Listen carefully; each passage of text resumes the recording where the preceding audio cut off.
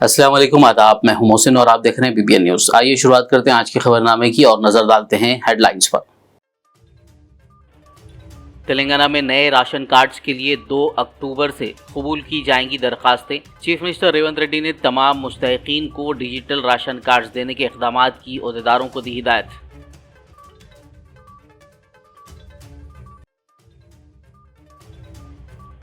तेलंगाना हुकूमत ने सिंगारेनी वर्कर्स को दशहरा त्यौहार से पहले सुनाई खुशखबरी। हुकूमत ने सिंगारेनी के वर्कर्स और कॉन्ट्रैक्ट वर्कर्स को जुमला 796 करोड़ रुपए बतौर बोनस देने का किया ऐलान। तिरुपति लड्डू के मुताल्लिक शुरू तनाज़े पर तेलंगाना कांग्रेस के senior leader V Hanumanth Rao का रद्द-ए-अमल। तिरुपति लड्डू तनाज़े की सीबीआई से इंक्वायरी का किया मुतालबा।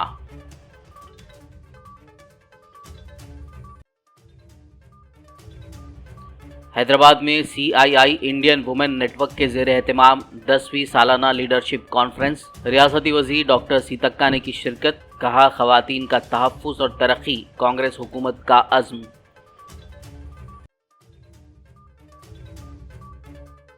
कामारेड्डी BC डिक्लेरेशन के नाफिज होने तक BRS जारी रखेगी अपनी जिद्दोजहद। तेलंगाना कानून साज काउंसिल में अपोजिशन लीडर मधुसूदन चारी का बयान। और अब खबरों की तफसील। तेलंगाना के चीफ मिनिस्टर रेवंत रेड्डी ने ओहदेदारों को हिदायत दी है कि वो राशन कार्ड जारी करने के लिए ठोस एक्शन प्लान तैयार करें। उन्होंने तजवीज़ दी कि नए राशन कार्ड के लिए दरखास्तें 2 अक्टूबर से कबूल की जाएं। जुमेरात को चीफ मिनिस्टर की सदारत में रियासती सेक्रेटेरिएट में राशन कार्ड के इजरा से मुतालिक तरीक़ेकार का जायजा लिया गया। इस मौके पर वज़रा उत्तम कुमार रेड्डी, पोंगुलेटी श्रीनिवास रेड्डी और दामोदराज नरसिम्हा ने राशन कार्ड के इजरा के सिलसिले में ओहदेदारों को कई हिदायत दी। तमाम मुस्तहिकीन को डिजिटल राशन कार्ड्स देने के इक़दाम किए जाएंगे। इस मामले पर जल्दी ही एक और जायजा इजलास का फैसला किया गया है। तेलंगाना हुकूमत ने सिंगारेनी कॉलेरीज वर्कर्स को दशहरा त्योहार से पहले खुशखबरी सुनाई है। हुकूमत ने सिंगारेनी के वर्कर्स और कॉन्ट्रैक्ट वर्कर्स को बोनस देने का ऐलान किया है।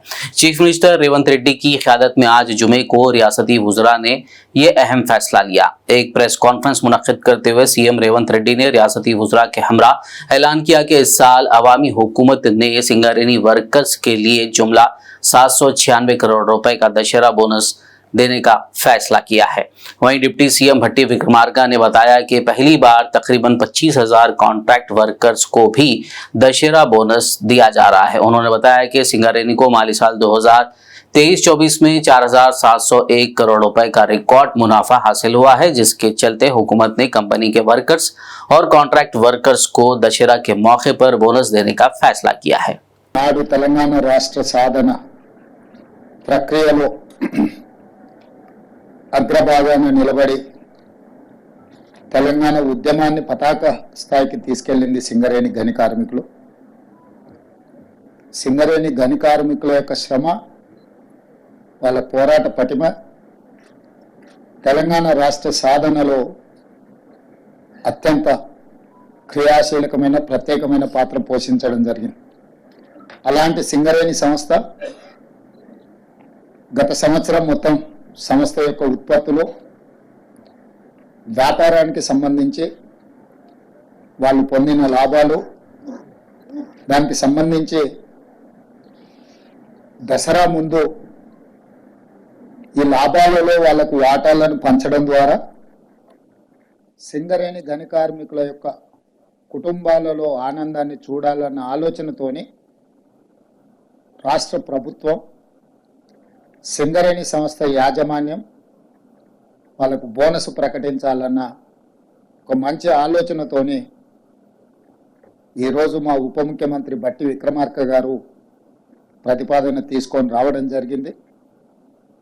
వారి ప్రతిపాదన మేరకు సింగరేణి కార్మికులకు బోనస్ను ప్రకటించడానికి ఇక్కడ మంత్రివర్గ సభ్యులు, ఆ ప్రాంత శాసనసభ్యులు అందరం కూడా ఈ పత్రికా సమావేశంలో మీ ముందుకు రావడం జరిగింది. ఈ సంస్థ కార్యకలాపాలలో పెద్ద ఎత్తున కార్మికుల శ్రమశక్తి వలన ప్రొడక్షన్ పెంచుతూ తద్వారా రాష్ట్ర ప్రభుత్వానికి సంబంధించినటువంటి విద్యుత్ శక్తి ప్రాజెక్టులకే కాకుండా ఇతర సంస్థలకి, పరిశ్రమలకి, ఇతర రాష్ట్రాలకు కూడా బొగ్గును ఎగుమతి చేస్తూ తెలంగాణ రాష్ట్రానికి పేరు ప్రఖ్యాతులు తీసుకొస్తున్నటువంటి సింగరేణి యాజమాన్యం కార్మికుల యొక్క శ్రమని, వారు సాధించినటువంటి లాభాలని కార్మిక సోదరులకు పంచేటువంటి ప్రక్రియ రాష్ట్ర ప్రభుత్వం చాలా సంతోషంగా ఈరోజు ప్రకటిస్తూ ఉంది. రాష్ట్ర ప్రభుత్వం ప్రాఫిట్ ఆఫ్టర్ ట్యాక్స్ 2023-24 సంబంధించి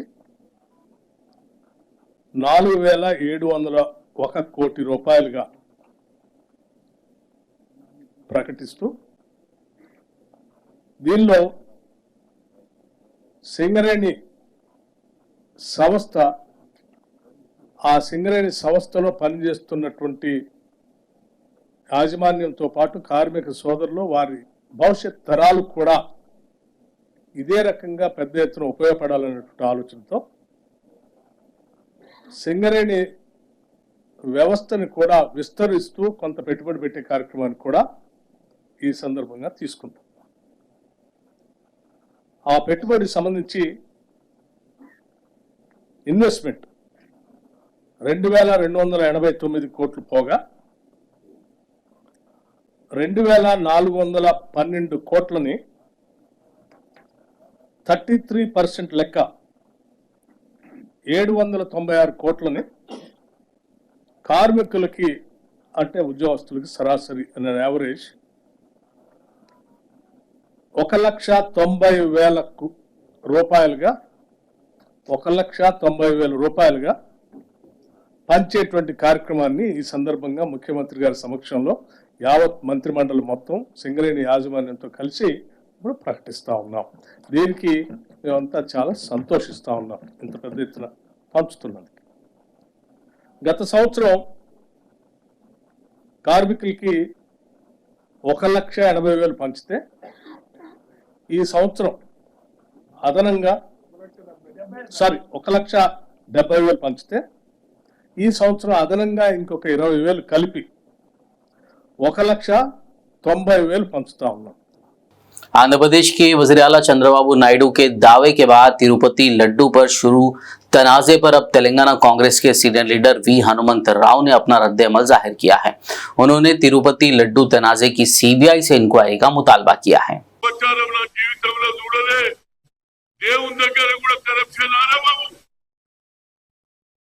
దేవుడు ఆయన వడ్డీతో వసూలు చేసే వెంకటేశ్వరుడు ఎవరిని ఇడవడురా బాబు, నన్ను కూడా ఇడవడు. అపచారం చేసినా, తప్పు చేసినా ఎవరిని వదలడు. దేవుని లడ్డులో, నెయ్యిలో ఇలాంటి చేయడం, గొడ్డు మాంసం, అదేవిధంగా చేపల మాంసం, ఇంకేమేమి కలిపినో ఆ లెబార్టరీ రిపోర్ట్ వచ్చింది కాబట్టి ఇమీడియట్ గా, ఎందుకంటే టీడీపీ వాళ్ళు కావాలని పెట్టిందని అవతల పార్టీ వాడు ఒక స్లోగన్ పెడతారు రేపే కనుక నా ఉద్దేశంలో ఇది సిబిఐ ఎంక్వైరీ జరగాలి. కేంద్రం ఇమీడియట్ గా, నరేంద్ర మోడీ, అమిత్ షా ఇమీడియట్ గా ఆర్డర్ ఫర్ సిబిఐ ఎంక్వైరీ, లేకపోతే हैदराबाद के माधापुर में वाक़े टेक महिंद्रा कैंपस में सीआईआई इंडियन वुमेन नेटवर्क के ज़ेर एहतमाम 10वीं सालाना लीडरशिप कॉन्क्लेव में रियासती वजीर डॉक्टर सीतक्का ने बहैसियत मेहमान खुसूसी शिरकत की। इस मौके पर उन्होंने कहा कि काम की जगहों पर खवातीन को तहफ़्फ़ुज़ फराहम किया जाना चाहिए। उन्होंने खवातीन से कहा कि काम की जगहों पर दरपेश मुश्किलात से हुकूमत को वाकिफ करवाएं ताकि कानून साजी के जरिए उनको हल किया जा सके। सीतक्का ने खवातीन को मशवरा देते हुए कहा कि वो चैलेंजेस का सामना करें और घबराएं नहीं। खवातीन का तहफ़्फ़ुज़ और उनकी तरक्की के लिए ही कांग्रेस हुकूमत काम कर रही है। गवर्नमेंट నుంచి మేము మరి సీఎం గారు గాని అదే విధంగా ఉమెన్ అండ్ చైల్డ్ డిపార్ట్మెంట్ నుంచి గాని ఐటీ మినిస్టర్ నుంచి గాని మేము మీరిచ్చే అటువంటి ఏమైనా ఫీడ్బ్యాక్ ఉన్నా, పాయింట్స్ ఉన్నా తీసుకొని తప్పకుండా గవర్నమెంట్ లో డిస్కస్ చేసి మీకు కావాల్సినటువంటి ఫెసిలిటీస్ కానీ ఇతరత్ర ప్రాబ్లమ్స్ కానీ రాకుండా చూసే బాధ్యత మేము తీసుకుంటామని తెలియజేస్తూ తెలంగాణ రాష్ట్ర అభివృద్ధికి మీరందరూ కూడా ఖచ్చితంగా మరి అంకిత భావంతో మీ యొక్క సేవలను మన ప్రాంతాలకు ఉపయోగించి మిగతా ఎక్కడో ప్రాంతాలను చూసి మనం వాళ్ళు అక్కడ అట్లా ఉంది కాబట్టి మనం అక్కడికి వెళ్ళి పనిచేద్దామని కాకుండా మనమున్న చోట కూడా అలాంటి సమాజాన్ని అలాంటి డెవలప్మెంట్ యాక్టివిటీస్ ను మనం ఎందుకు సృష్టించకూడదు, ఎందుకు క్రియేట్ చేసుకోకూడదు అనేటువంటి లక్ష్యంతో టార్గెట్ తోటి కనుక మనం పనిచేస్తే మనం దేశానికి ప్రపంచానికి ఏం తక్కువ కాదు. ఖచ్చితంగా అది మీరు సృష్టించగలుగుతారు. మనం అందరం ఒక యునైట్ గా ఉంటే అది తీసుకురాగలుగుతాము.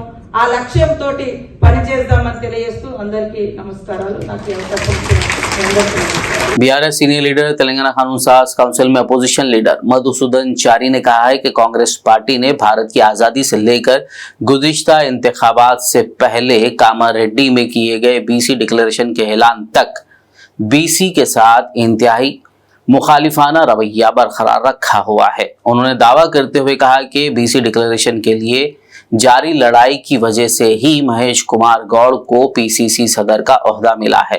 मधुसूदन चारी ने कहा कि बीआरएस उस वक्त तक जिद्दोजहद जारी रखेगी जब तक के कामारेड्डी बीसी डिक्लेरेशन मुकम्मल तौर पर नाफिज नहीं हो जाता।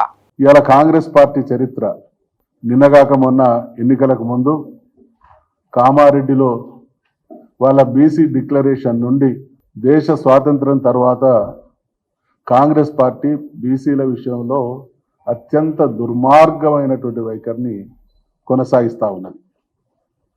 కామారెడ్డిలో బీసీ డిక్లరేషన్ సందర్భంగా వాళ్ళు ఇచ్చినటువంటి హామీలు, వాళ్ళు ఏం హామీలు ఇచ్చిండ్రు, ఎన్ని రోజుల్లో అమలు చేస్తామన్నారు, ఈరోజు ఎటువంటి మీనమేషాలు లెక్కబెట్టి బీసీ సమాజాన్ని మోసం చేసేటువంటి ప్రయత్నం చేస్తూ ఉన్నారో సభ్య సమాజం గుర్తించింది. కాబట్టే తెలంగాణ వ్యాప్తంగా బీసీ కుల సంఘాల వాళ్ళు, బీసీ నాయకులందరూ కూడా ఏకోన్ముఖంగా కామారెడ్డి బీసీ డిక్లరేషన్ని యథావిధిగా అమలు చేయాలనేటువంటి డిమాండ్తో ఉద్యమం కొనసాగుతూ ఉన్నది.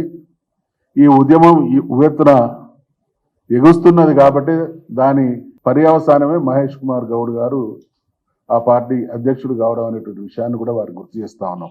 బీసీ ఈ డిక్లరేషన్ విషయంలో 42% రిజర్వేషన్లు ఇస్తామన్నారు. సమగ్ర కులగణన చేస్తామన్నారు.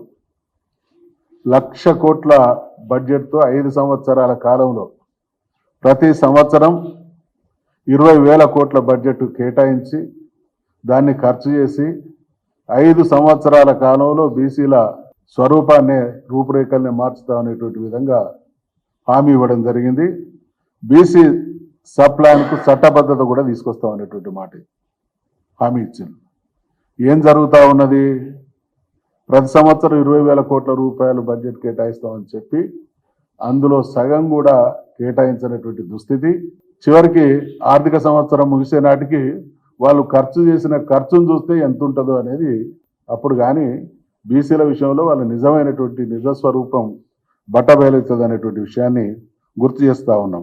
हामिला खवातीन की बेहतर सेहत के लिए तेलंगाना भर में 1 सितंबर तक 30 सितंबर पोषण अभियान चलाया जा रहा है। इसी के एक हिस्से के तौर पर रियासती महकमा ज़राअत के एडवाइजर पोचाराम श्रीनिवास रेड्डी और एग्रोज इंडस्ट्रीज के चेयरमैन काचुला बालराज ने आज जुमे के रोज जिला कामारेड्डी के बांसवाड़ा में मुनक्किदा पोषण अभियान प्रोग्राम में हिस्सा लिया। इस मौके पर उन्होंने कहा कि अगर हामिला खवातीन ग़िज़ाइयत से भरपूर चीजें खाएंगी तो बच्चे सेहतमंद रहेंगे। ఆరోగ్యంగా ఉండాలి, పుట్టబోయే బిడ్డ ఆరోగ్యంగా పుట్టాలి అంటే తల్లి ఆరోగ్యంగా ఉండాలి. పేద మహిళలకు కనీసం కడుపు నిండా ఒక పూట భోజనం పెట్టాలన్న ఉద్దేశంతో ఒక గ్లాసు నిండా పాలు, గుడ్డుతో సహా ప్రతినిత్యం అంగన్వాడీ సెంటర్కి వచ్చి తిరిగిపోవాలని ఎందుకంటామంటే గర్భిణీ స్త్రీ ఆరోగ్యాన్ని మనం కాపాడుకుంటే సమాజమే ఆరోగ్యంగా ఉంటుంది. పుట్టిన బిడ్డ ఆరోగ్యం ఉండాలంటే తల్లి ఆరోగ్యం ఉండాలి. ఒక చెట్టుకు మంచి పళ్ళు కావాలంటే ఏం కావాలి? చెట్టుకు బలంగా ఉండాలి. గర్భిణీ స్త్రీని ఆరోగ్యవంతంగా చూసుకోవాలి. అన్ని వదిలిపెట్టి అదొకటే సూత్రం. నువ్వు పాలిస్తావా, గుడ్డిస్తావా, మాంసం పెడతావా, చికెన్ పెడతావా, ఇంకేమైనా ఇస్తావా? ఆరోగ్యంగా తల్లి చూసుకోవడం ముఖ్యం. 6 మాసాల వరకు బాలంతా కూడా పాలు రావాలి, తల్లికి బిడ్డకు పాలు ఇవ్వాలి కాబట్టి తల్లి ఆరోగ్యం ఉండాలని బాలంతలకు కూడా అన్నం పెడుతుంది మీరే. అంటే సమాజంలో ఈ సమాజాన్ని ఆరోగ్యవంతంగా ఉండటానికి కీలకమైనటువంటి యొక్క స్థానం ఎక్కడుందంటే అంగన్వాడీ సెంటర్లో ఉంది. खबरनामे में फिलहाल लेंगे एक ब्रेक, मुलाकात होगी इस छोटे से ब्रेक के बाद।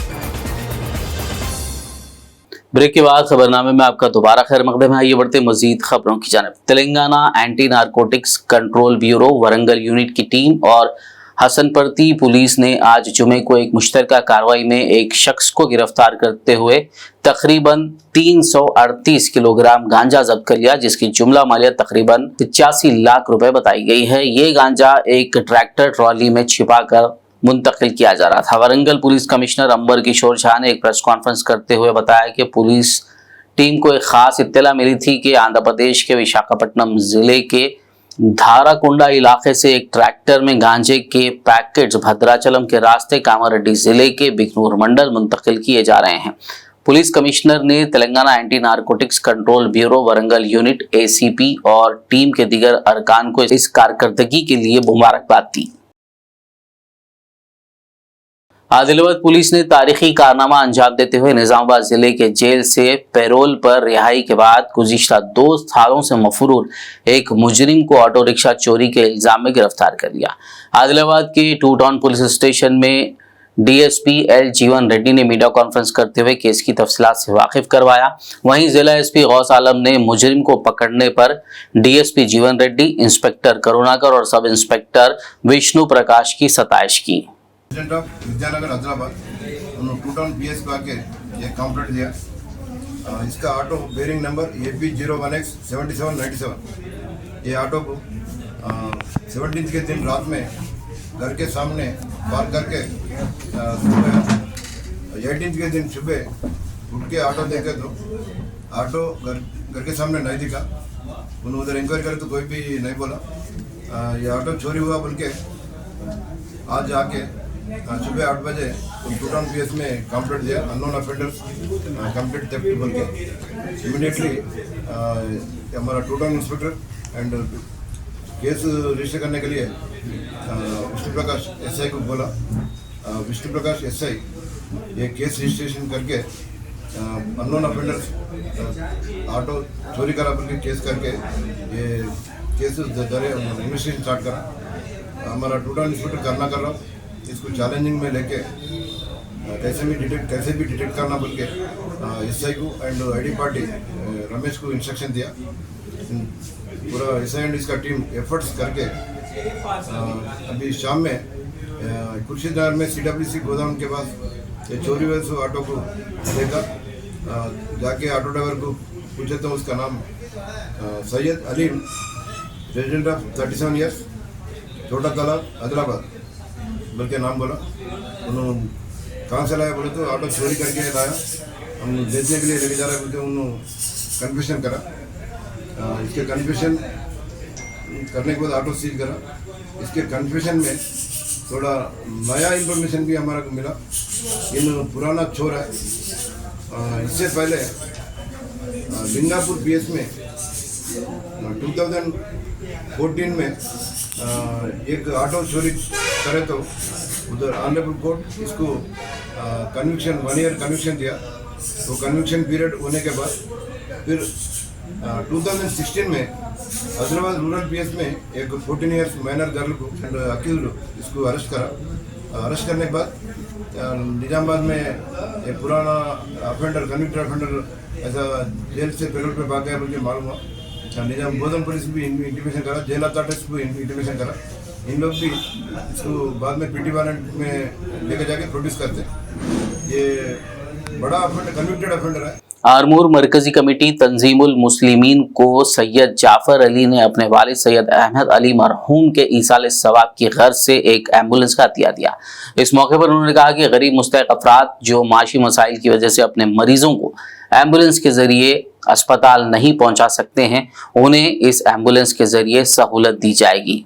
आरमूर से निजामाबाद जाने और हैदराबाद जाने के लिए अब उन्हें मुफ्त सहूलत हासिल रहेगी। इस मौके पर सैयद जाफर अली को मरकजी कमेटी की जानिब से मुबारकबाद और तहनीत पेश की गई।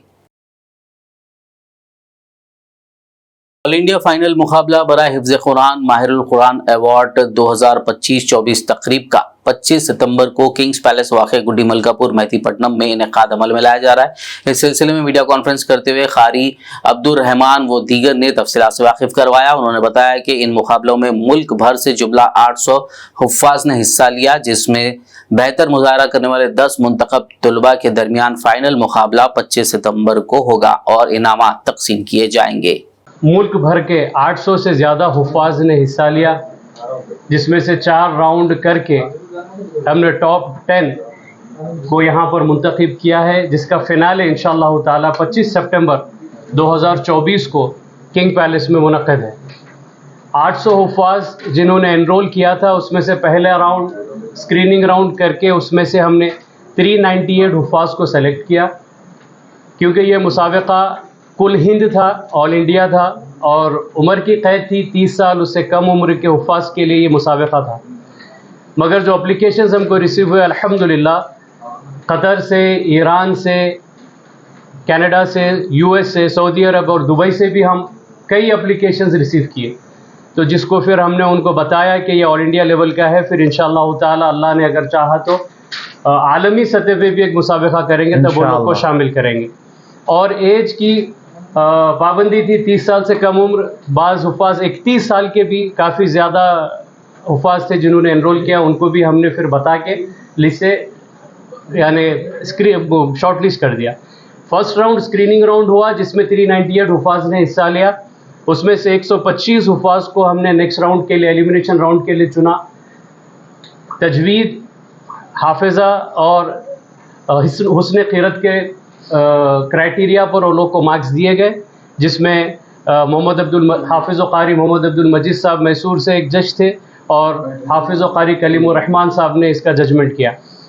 दूसरा राउंड एलिमिनेशन राउंड, जिसमें 125 हुफ्फाज ने हिस्सा लिया, जिसमें से 50 बच्चों को हम आगे बढ़ाए थे सेमीफाइनल के लिए, मगर चूँकि मुसाबिका इतना सख्त था 50 के जगह 53 हुफ्फाज आ गए थे, तो फिर 3 के बीच में एक मुसाबिका किया गया, उसमें से फिर एक को चुनकर आगे बढ़ाया गया। फिर लास्ट में 50 हुफ्फाज में से सेमीफाइनल राउंड करके 10 हुफ्फाज को यानी cream of the cream all India से सेलेक्ट करके इंशाअल्लाह ताला उनके बीच में फिनाले जो होगा फाइनल मुसाबिका 25 सितंबर को किंग पैलेस में मुनाक़िद है।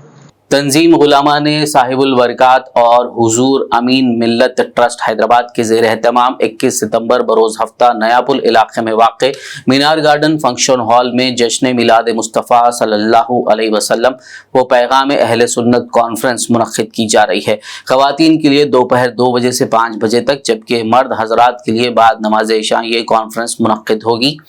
ये कॉन्फ्रेंस हज़रत सैयद मोहम्मद अमीन मियाँ खादरी बरकाती और सैयद मोहम्मद अमान मियाँ खादरी बरकाती की सरपरस्ती में मुनक़्क़िद की जा रही है। इस मौके पर मेहमान ख़ुसूसी के तौर पर मौलाना क़मर अहमद अशरफी बिहार, मौलाना ओवैस रज़ा खादरी खलंदर रज़वी साहब रायचूर शिरकत फरमाकर खिताब करेंगे। शहरियान हैदराबाद व आशिकान रसूल से ख्वाहिश की जाती है कि वो इस मौके से इस्तेफ़ादा करें। ज़िले विकाराबाद के धारूर में इब्तिदाई मजलिस के सदर मोहम्मद मोइस कुरैशी की सदारत में आज बाद नमाज जुमा मिलाद जुलूस का एहतमाम किया गया। जुलूस का आगाज़ जामा मस्जिद से शुरू होकर अहम रास्तों से गुजरते हुए बस स्टैंड के करीब इख्तिताम पजीर हुआ। इस मौके पर इब्तिदाई मजलिस के सदर मोहम्मद मोइस कुरैशी ने मदरसे के तलबा में फ्रूट्स तकसीम किए। उन्होंने पुलिस मुलाजमीन और दीगर जिम्मेदारों की शालपोशी व गुलपोशी भी की। इस मिलाद जुलूस में कसीर तादाद में मुसलमानों ने शिरकत की।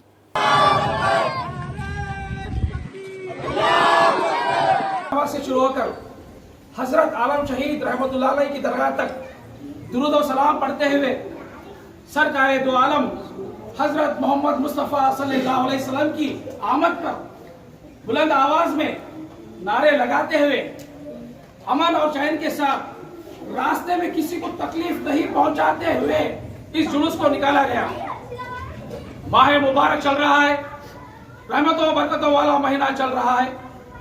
इसमें कायनात की जान हबीब खुदा, नबियों के इमाम, रसूलों के इमाम की आमद 12 रबीउल अव्वल को हुई है। रहमतों बरकतों वाला महीना चल रहा है। अल्लाह ताला ने कुरान में फरमाया है, वो अम्मा बिनेमति रब्बिका फहदिस। फिर से एक बार दोबारा कहता हूँ, वो अम्मा बिनेमति रब्बिका फहदिस, यानी अपने रब की नेमतों की खूब चर्चा करो। अल्लाह तबारक ताला की सबसे बड़ी नेमत हुजूर अलैहिस्सलाम की ज़ात ग्रामी है। पड़ोसी रियासत कर्नाटक के जिले बीदर के तारीखी शहर बसवा कल्याण में गणेश विसर्जन जुलूस के दौरान हिंदू मुस्लिम भाईचारा और गंगा जबनी तहजीब की मिसाल देखने को मिली। मुस्लिम कम्युनिटी की जानिब से हिंदू भाइयों में मिठाई और पानी की बोतलें तकसीम की गई। इस मौके पर सारी दुनिया एक खानदान के नारे के साथ बसवा कल्याण के 12 गणेश पंडालों के अध्यक्षों को तहनीत पेश करते हुए मुबारकबाद दी गई, जिस पर उन्होंने मुस्लिम कम्युनिटी के जज्बे की भरपूर तारीफ की और कहा कि इस अमल से दोनों हिंदू मुस्लिम भाइयों के दरमियान मोहब्बत और इत्तेहाद के जज्बे को तक़वियत मिलेगी। इस तकरीब में हुमनाबाद डिप्टी एसपी GS नामीगौड़ा, बसवा कल्याण CPI अली और अमरीश वाघमारे के अलावा दोनों कम्युनिटी के जिम्मेदारान और दीगर मौजूद थे।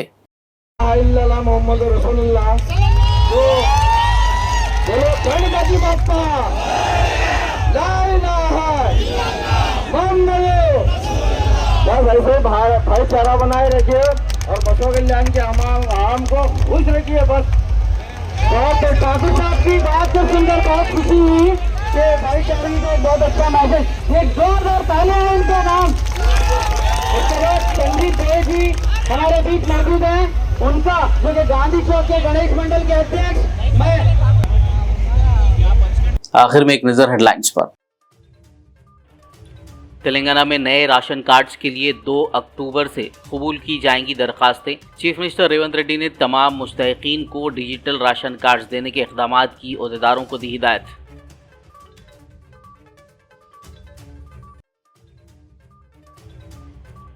तेलंगाना हुकूमत ने सिंगारेनी वर्कर्स को दशहरा त्यौहार से पहले सुनाई खुशखबरी। हुकूमत ने सिंगारेनी के वर्कर्स और कॉन्ट्रैक्ट वर्कर्स को जुमला 796 करोड़ रुपए बतौर बोनस देने का किया ऐलान।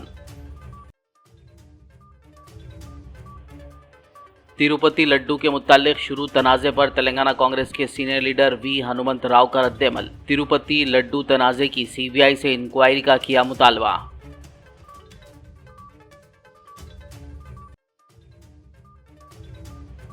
हैदराबाद में CII इंडियन वुमेन नेटवर्क के ज़ेर एहतमाम 10वीं सालाना लीडरशिप कॉन्फ्रेंस। रियासती वज़ीर डॉक्टर सीतक्का ने की शिरकत। कहा, ख़वातीन का तहफ़्फ़ुज़ और तरक्की कांग्रेस हुकूमत का अज़्म।